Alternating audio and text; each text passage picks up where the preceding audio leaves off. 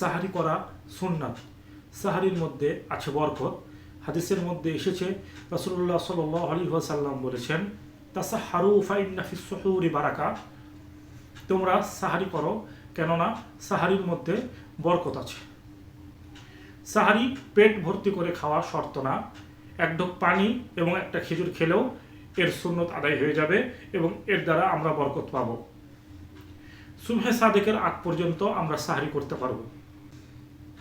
রাসূলুল্লাহ সাল্লাল্লাহু আলাইহি ওয়াসাল্লাম বলেছেন, যতক্ষণ পর্যন্ত এই উম্মত বিলম্ব করে সাহারি করবে এবং তাড়াতাড়ি ইফতার করবে, অর্থাৎ সূর্য অস্ত যাওয়ার সঙ্গে সঙ্গে, ততক্ষণ পর্যন্ত এই উম্মত কল্যাণের উপরে থাকবে। আল্লাহ তাআলা আমাদেরকে আমল করার তৌফিক দান করুন। ইফতারের পূর্ব মুহূর্তে দোয়া কবুল হয়, আমরা দোয়া করব, রাসূলও দোয়া করতেন। ইফতার গ্রহণ করার আগ মুহূর্তের অনেকগুলো দোয়া হাদিসে এসেছে। এর মধ্যে প্রসিদ্ধ দোয়া আছে, আল্লাহুম্মা লাকা সুমতু ওয়া আলাইকা তাওয়াক্কালতু ওয়া আলা রিজকিকা আফতারতু।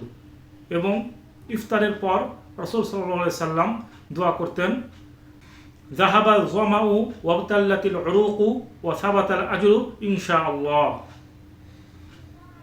আল্লাহ তাআলা আমাদেরকে আমল করার তৌফিক দান করুন।